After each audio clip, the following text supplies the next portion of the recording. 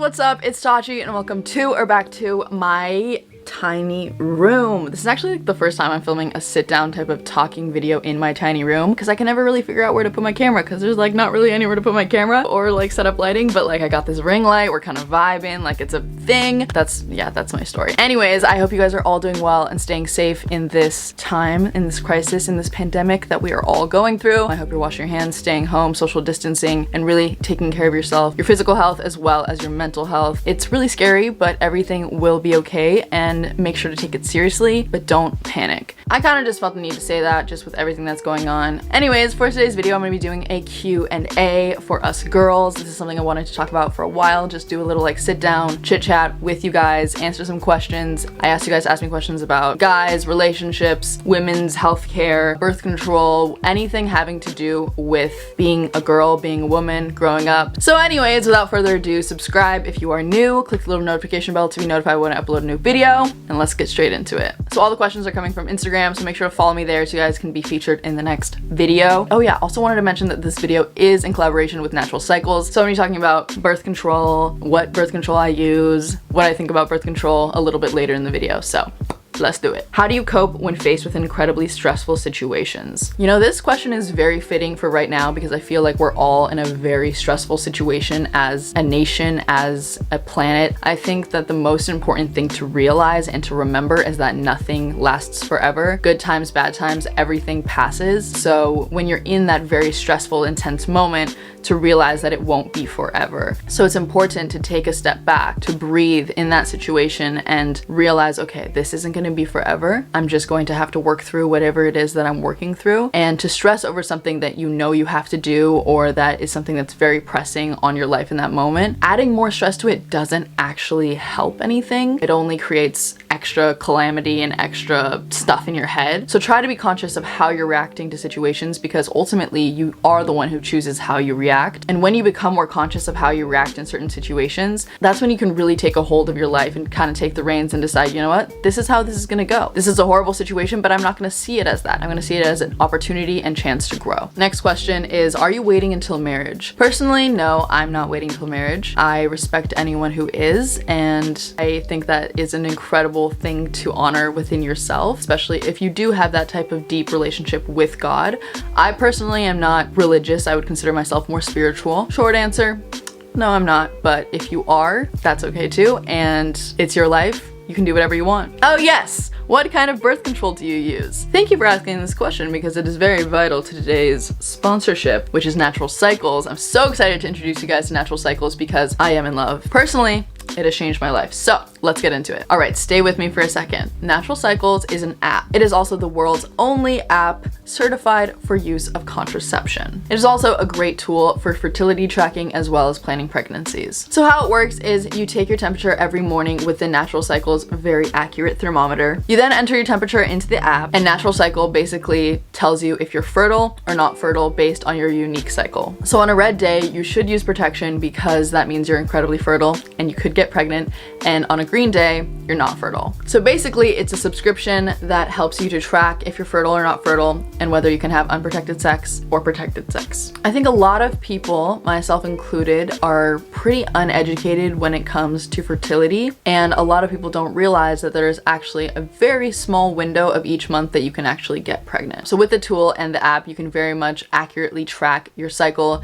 and when you're fertile and not. Switching to this birth control has been something that has been so empowering for me because I'm really starting to learn about the anatomy of a woman and how pregnancy actually works. I'm someone who's never loved the idea of hormones in birth control and kind of messing with your natural cycle. It works for a lot of people, but personally, it's not something that I've wanted to do. So finding this method of natural contraception has been literally game-changing for me. So I'm gonna put a little graph up on the screen so you guys can understand kind of the effectiveness of natural cycles versus other forms of birth control. So with typical use, it is a 93% effective contraception. And then with perfect use, it's 98%. So in comparison to other birth control methods, it is basically the same. Of course, better than withdrawal method, and of course better than male condoms. I feel like this form of birth control hasn't really been talked about. And I also feel like people just don't really talk about birth control in general. It's like one of those taboo things that people like aren't that open about, but I think we should be, because it's something that people our age all deal with. If you're not trying to get pregnant, we're all using some sort of birth control method, right? Whether that be abstinence or the pill or an IUD or now natural cycles. And so I think it's really important to talk about these types of things so we can all be open, honest, and have an understanding, as well as I think that our sex education in schools is just like very minimal and very like bottom of the barrel.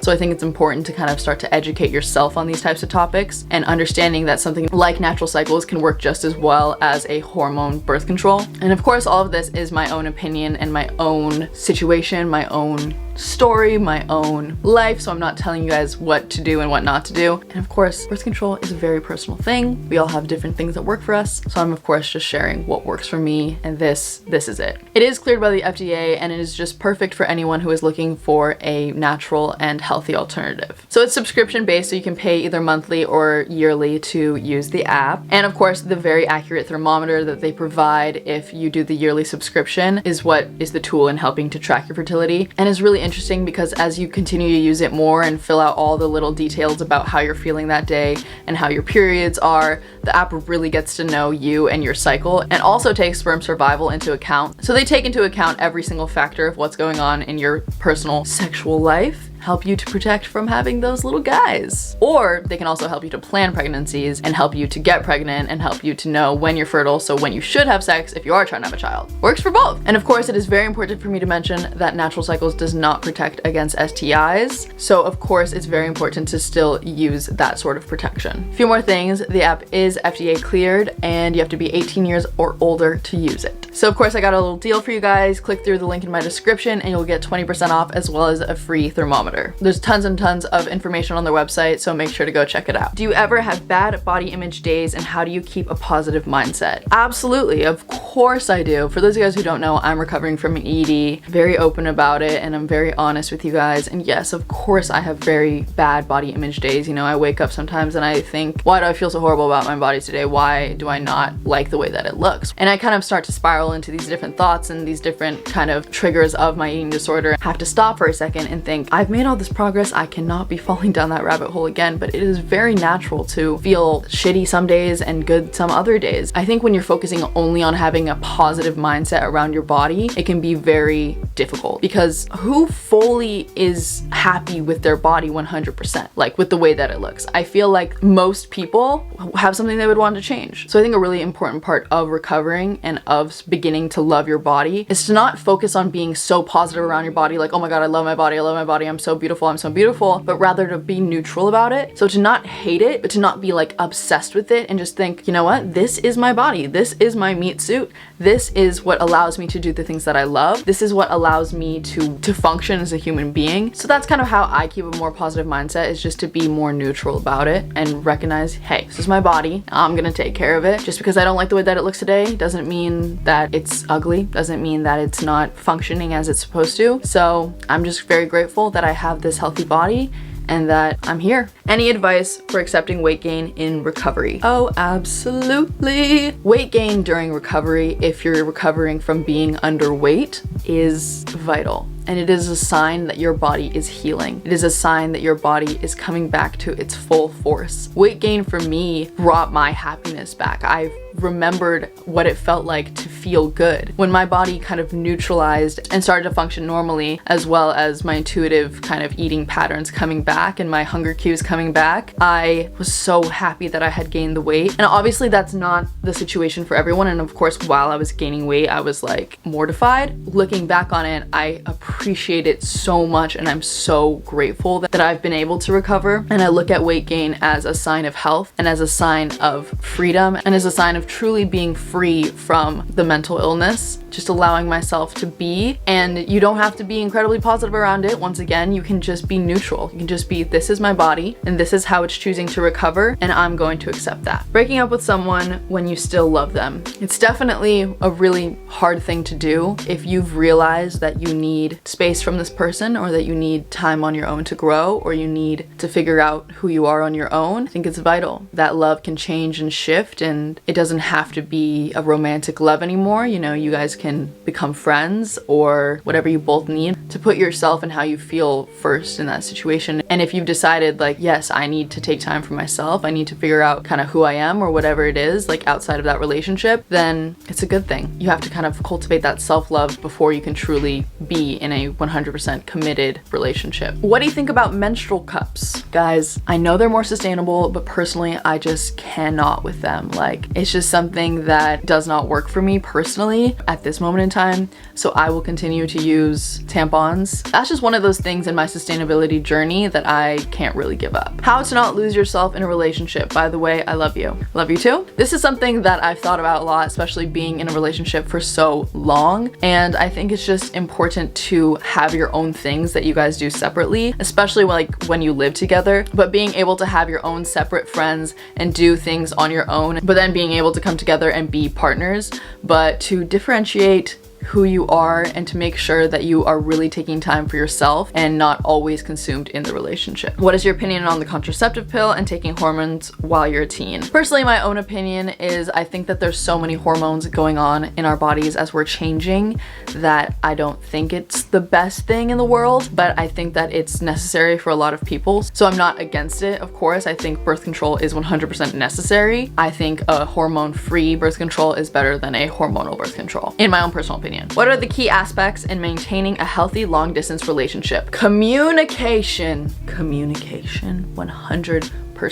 Being very open and honest with what both of you need in this long distance relationship and how your communication will change and how your communication is so vital to the relationship. I mean, it's the entire relationship, but both understanding where you stand in that way. So just being very open and honest about everything that's going on. How does one stay in a relationship without feeling like you are missing out? You know, I think when you're with that right person, you won't feel like you're missing out. Do you recommend moving out at 18? I mean, of course it depends on everyone's different situations, but I think it is very important to kind of figure out who you are on your own and learn those things at a young age and learn how to cook, how to clean, how to do your own laundry, how to do your own taxes, like all of those things that your parents kind of have been doing for you your whole life, more or less, of course. Like, we all cook and clean and do our own thing too while living in our house. But really being alone or with roommates, of course, I think is really, really important at a young age. It doesn't necessarily have to be 18. I moved out when I was like 16, 17, so I have a different type of case. It might have been too soon actually, but I think it is something that is really beneficial. What to do when you feel like you're not happy anymore because of boys, your body weight, and I cry every day. 100% been there. I think all I can really say is just keep going. Everything will be okay, and you will be okay, and you will start to find that kind of security and strength in your life again, even if it doesn't really feel like it, and trying to focus on things that you love rather than things like your body and boys, and, you know, hanging out with a really good group of friends or connecting with your family members and just taking time for yourself and understanding what your needs really are and why you feel so bad about certain situations and what is it that you can do in order to take steps towards feeling better. But it's gonna be okay. It's gonna be okay. Everything is going to be okay. You are loved. You are accepted, you are valid, and I love you. How was your first time? Shockingly enough, I actually had a really, really good first time. Probably because I was like absolutely in love with my boyfriend and like I had been wanting to for so long, and like we just had like this really amazing connection. But that's not the situation for everyone, and I don't think it has to be as serious as people make it. It's as serious as you want to make it. Of course, be safe, but my first time was actually surprisingly good. And finally, biggest regret as a teen. You know, I think my biggest regret as a teen, and I wouldn't call it a regret, but something that I think about a little bit, is that I kind of wish I would have stayed in traditional high school. I switched to online school for my last 2 years of high school, and I kind of feel like I missed out a little bit on that high school life and just jumped into adulthood a little too fast. I never thought I would admit that, but it's definitely how I feel. So stay in school, kids. School is good, and it's just like part of growing up. As much as it sucks, I know it sucks. It really sucked for me. So I don't know why I'm saying I wish I would have stayed, but kind of wish I would have stayed. I don't really know. I don't know. All right, guys, there are so many more questions, so I definitely want to do more of these types of videos if you guys like it. Thank you so much for taking the time to watch this video all the way through. It means a lot to me. I know there's lots of content out there that you can be watching, so the fact that you're watching me means a lot to me. Give this video a big thumbs up if you liked it. It really supports my channel. Let's try to get this video to 5,000 likes. Can we do it? And of course, subscribe if you haven't already. Click the notification bell to be notified when I upload a new video. You can follow me on Instagram, Twitter, TikTok, Snapchat at Ringsby. Keep up with my life. I love you all so dearly. Everything's gonna be okay. Stay safe, and I'll see you in my next video. Don't forget to go drink a glass of water. Also, please follow me on TikTok. Like, TikTok is so fun. Like, go follow me on TikTok. Oh, and of course, check out Natural Cycles down below. Love you all. Adios.